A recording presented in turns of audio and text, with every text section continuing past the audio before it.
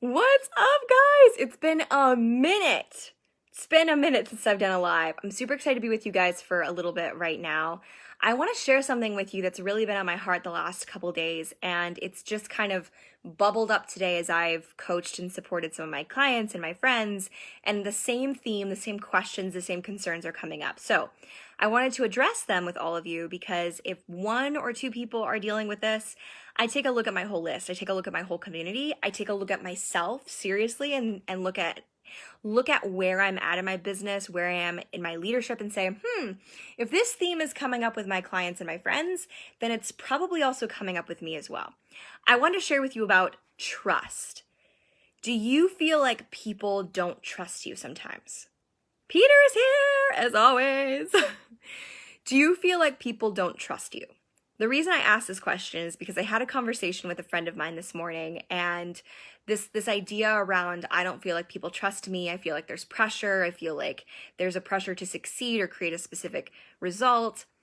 And I asked this question because the first time I really invested into a large business program for like digital content, I felt a lot of pressure on myself, and I also felt the people around me distrusting me because I wasn't creating the results I wanted to create. And they're like, is this really working? Did you spend the money on the right thing? Did you make the right choice? Should you quit? Should you move on? Should you cut your losses? And when I heard that, I heard, man, they don't trust me. They don't trust me. The reason I ask this question is because every single one of us have felt this at one time or another in our life. Do you know how I know this?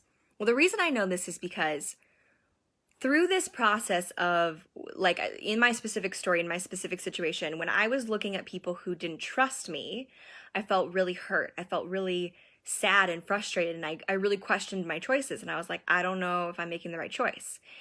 But as I've grown, as I've built up my leadership, as I've really leveled up personally, I've noticed how that perspective has shifted. And instead of hearing people as judging me or as distrusting me, I recognized that I was hearing that from people because I didn't trust me. I didn't trust that I could make the right choice. I didn't trust that I could stand by my choice and create the result. I didn't trust that I was capable to be trusted. Hear me on this. This is kind of deep, right? It's like Friday and Katie's going in. Really hear this. What we truly believe, we hear all around us. Think about when you buy a car and it's a new brand and you're like, man, no one has this car. And then you start driving it around and you see twins of yourself everywhere. And you're like, man, I guess I've just never seen that car before, but they've been around all the time. I wasn't seeing that. Now I see that. When I believe that I'm not capable of making the right choice, when I believe that I am not trustworthy to run a business or create a specific result, that evidence will show itself everywhere. So I want you to look in your life right now and ask yourself this question. Do you feel like there are people in your life that don't trust you, that are skeptical, that don't believe you are able to create good choices in your life? Well, ask yourself, do you believe that? Because honestly, there are people in my life that don't trust me or say bad things about me or don't really like me. And honestly, they're people that I don't really know that well, and they clearly don't know me that well, and that's okay. So not everybody in your life needs to like you. Not everybody in your life needs to trust you. But the reality is when we have people close in our lives that we are feeling this way about, the first place we look is not them, not outside of ourselves. The first place we look is, where is this attitude coming from? What am I saying about myself? What judginess am I putting on myself? What distrust am I believing about myself? When you look there, things start to make more sense. And then you can see through lenses that are actually clean and clear.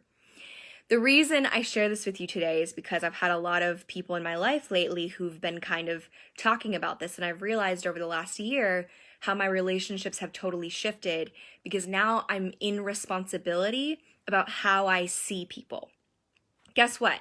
You're not just responsible for the words you say, you're responsible for the way you say them, you're responsible for the thoughts that you have before you say the words. Let me ground that for you. You are responsible for every thought that you think. They're not just outside of ourselves. They're not things that just happen and we're victims to them. Every thought we think, we are completely responsible for creating that in our lives. That feels heavy, but it's also freeing because we realize, man, if we are responsible, then we have choice to shift and choose something better. So stop getting stuck in this mentality of people don't trust me, therefore I'm untrustworthy. Shift it and choose a perspective that actually serves you and serves the people around you. Because let me tell you, if you're trying to build big things right now, if you're trying to level up in your business or your content, then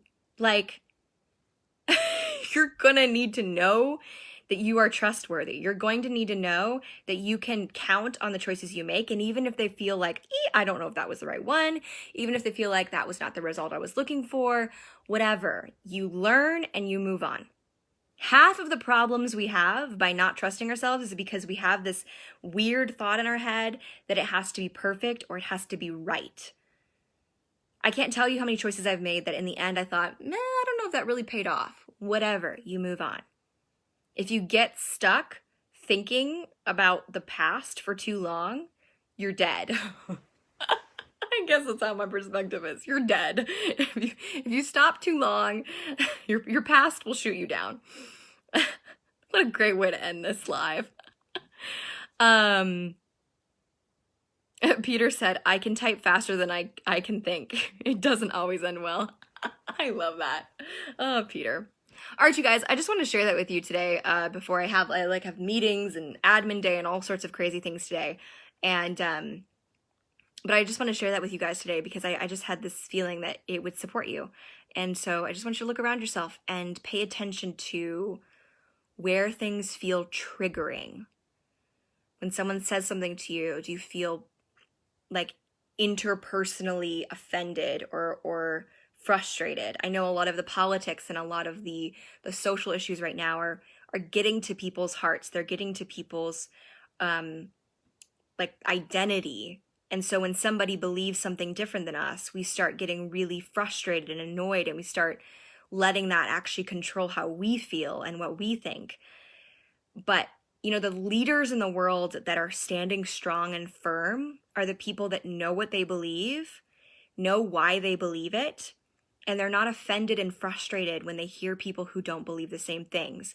They're listening, they're analyzing, they're thinking about it, they're letting it come in and process in their mind, and then they're keeping the things that serve them and they're throwing the things out that don't. That's called discernment. We all get to have a solid dose of discernment in this world because right now there's a lot of information that's being given to us on both sides of every social and political agenda. And the real question is, man, what is the basis of what we believe and what are we going to listen to and why? That's all.